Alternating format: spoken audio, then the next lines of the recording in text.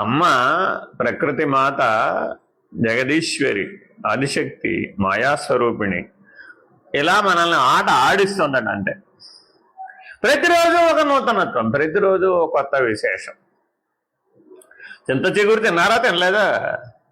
తినాలండి బాబు, ఇప్పుడు ఇదే కాలం, వచ్చేది రోజులు ఇవే. సరే, చింత చిగురు అయిపోయింది. చిరు చింతకాయలు తిన్నారా? తినలేదా?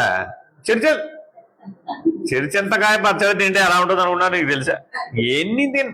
ఎన్ని పడేసినా కూడా ప్రతిరోజు ఏం చేస్తున్నావు? శ్రోతవ్యం, వక్తవ్యం, భోక్తవ్యం, గంతవ్యం, అనుమంతవ్యం, ధ్యాతవ్యం, జ్ఞాతవ్యం. ఎన్ని తిప్పలు చెప్పినా ఆరే కదా. ఈ 5 ఇంద్రియాలు ప్లస్ జ్ఞాతవ్యం 6. ఈ 6 నిత్య నూతనమనే భ్రాంతిలో పడిపోతున్నాడు కదా.